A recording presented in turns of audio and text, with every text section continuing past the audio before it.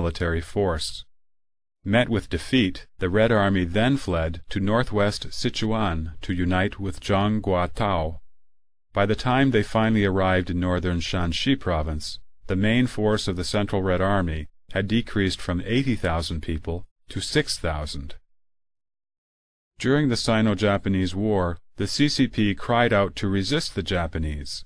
On the other hand, it hid in the enemy's rear areas. The CCP completely left the KMT army alone on the front lines. During the Sino-Japanese War, the KMT lost over 200 marshals, while the commanding officers of the CCP side bore nearly no losses. During the entire Sino-Japanese War, the only major battles the CCP fought were the Pingxing Pass Battle and the 100 Regiment Battle. In the Pingxing Pass Battle, the CCP was neither the leader nor the predominant force. In fact, the CCP troops merely ambushed Japanese supply units. The 100 Regiment Battle that the CCP later boasted about was at that time criticized in an internal document. It had violated the strategic policies of the party's Central Committee and caused extremely negative influences. In reality, the battle simply revealed the CCP's military strength. This made it difficult for the party to continue its policy of focusing only on expanding itself. This was one of the reasons why Peng Dehuai, one of the commanders of the battle, was condemned and purged from the central government during the Cultural Revolution.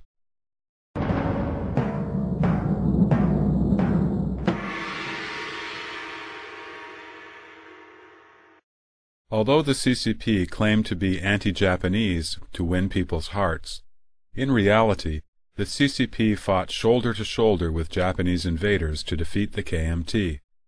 After the Japanese occupied the city of Shenyang on September 18, 1931, the CCP instigated the people in the KMT-controlled areas to rebel, calling on workers to strike and soldiers to revolt in attempts to overthrow the nationalist government. When the anti-Japanese war broke out in 1937, the KMT had more than 1.7 million armed soldiers. The total size of the CCP army, including the new Fourth Army, did not exceed 70,000 people. The CCP could be eliminated in a single battle. Therefore, during its cooperation with the KMT, the CCP gave priority to the struggle for political power. While the KMT was busy fighting the Japanese, the CCP took advantage of it for themselves. The goal of the CCP was to use this chance to expand its power while conveniently breaking the KMT. On January 24, 1961, Mao Zedong said, when he met with a Japanese government official, "It is because the Japanese army took half of China that caused the Chinese people to understand, to take up arms and fight, and establish many anti-Japanese resistance bases. It created the conditions for victory in the so-called War of Liberation. So the Japanese warlords and monopolistic capitalists have done a good deed. If I had to thank someone, I'd thank the Japanese warlords."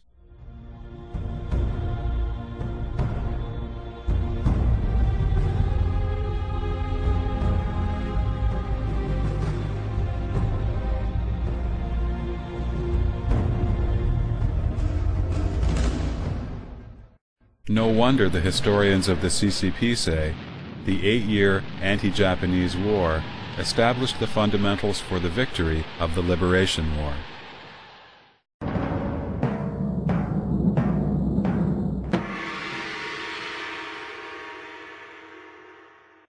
Espionage is the fifth inherited trait of the CCP.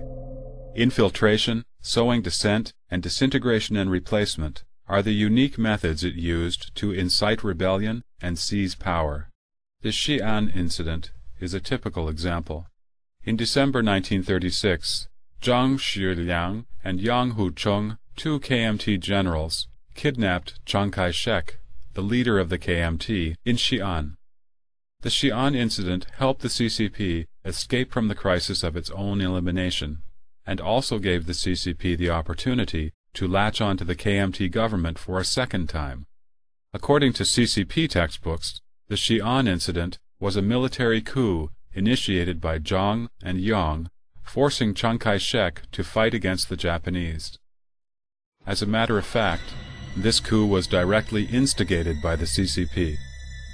Before the Xi'an incident, many CCP members had already gathered around Yang Hucheng and Zhang Shiliang.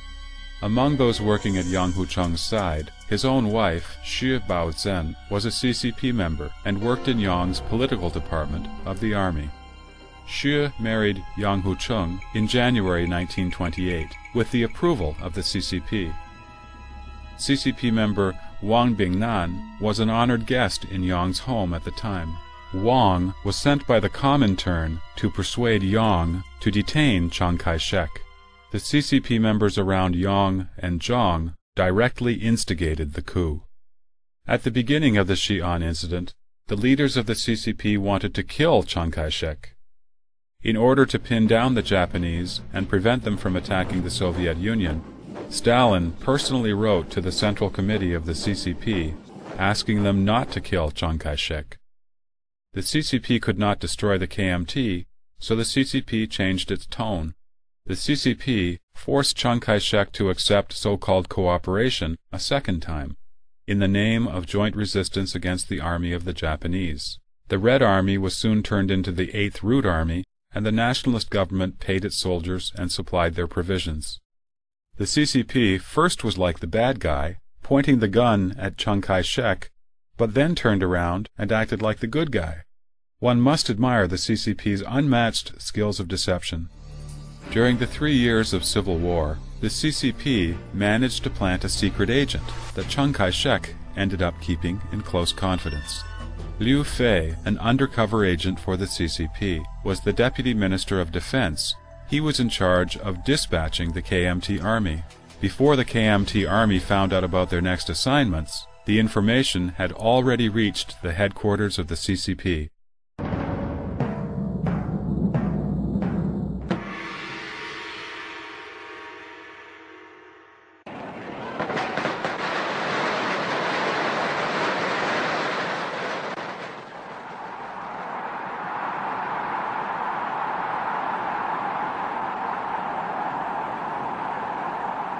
After the anti-Japanese war was over, with the strength it had accumulated during the 8-year war, the CCP then enjoyed the fruits of the labor of the KMT.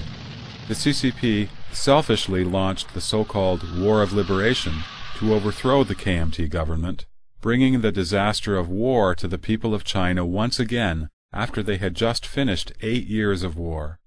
In 1947 and 1948, the CCP signed the Harbin Agreement and the Moscow Agreement with the Soviet Union. The CCP surrendered national rights and interests and gave away resources from the Northeast in exchange for the Soviet Union's full support in foreign relations and military affairs.